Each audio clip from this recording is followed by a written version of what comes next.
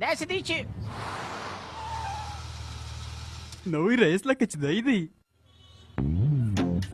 دی اوس خو دی راتلی دا څنګه انتیکه رئیس دی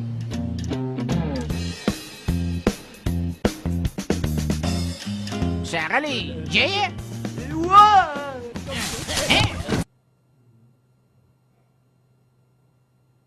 سهار بخیر صاحبه Sir, this is our consignment invoice for export to UK and then... په پښتو خبرې نه څه کولی پښتو ووایه یا زما مقصد دا دی چې دا لندن ته چې زموږ ټوکران روان دي نو په هغه باره کې دا کاغذان باید لاسلیک کړي او دلته هم سمه ده دلته یې کښېږه ته ولاړ شه زه دا کور ته وړم ګورم یې امضا کوم یې بیا راوړم ته ولاړ شه یا صاحبه دا باید ژر وسي نو ته خپله وکړه یا زه نسم امضا کولی صاحبه ځان خو چې داسې ساټ پټ کړی دی یوه امضا نسې کولی دا دونه معاش بیا ولې اخر یا زما اتحارټي نه ده زه دونه اختیار نه لرم چې دا لاسلیک کړم دا به ته لاسلیک کړې زه نن مصروفه یم او غونډ هم لرم زه امضا نسم کولی ولې ځکه چې نن د جمعې شپه ده او د جمعې په شپه زه قلم کاغذ ته لاس نه وړم جمعې شپه څه معنی وایي په دې شان ته سر مه خلاصوه ځه ولاړ شه ځه جمعې شپه ځه راځه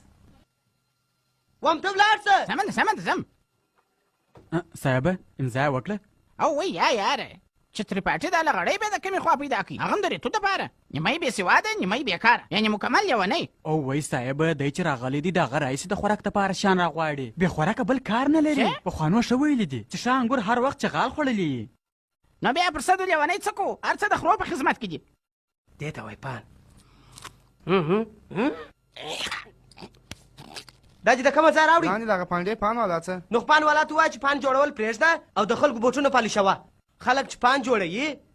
نو ښه په خوند یې جوړوي اول د پان په کټو کې ګوته ووهي بیا نو پر بلک ښه ومږي داسې په خوند پورې ومږي لکه څوک چې مخ سپېده کوي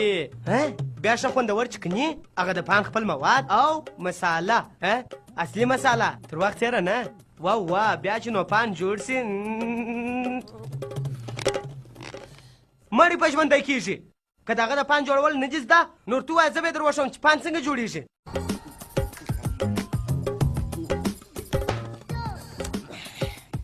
صاحبه د ریتو ټلیفون دی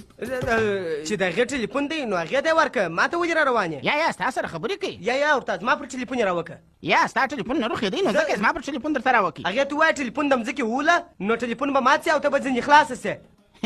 ایا د هغې سره چې جنګ کړی دی دا پوښتنه ستا کار نه دی جنګ کړی دی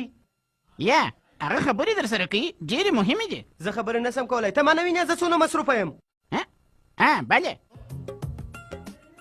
هغه په شربت څوله اخته دی وای ډېرې ضروري خبرې دي او وای ما نه درته وویل چې زه وخت نه لرم ځه هغه د لیدر پسې را روانه ده ایسته که دا ته څه کوې او زما خبره خو واوره نو که هغه د ده پسې راغله بیا زه هغې ته څه جواب ورکړم ورته ووایه چې هغه ځان وژنه وکړه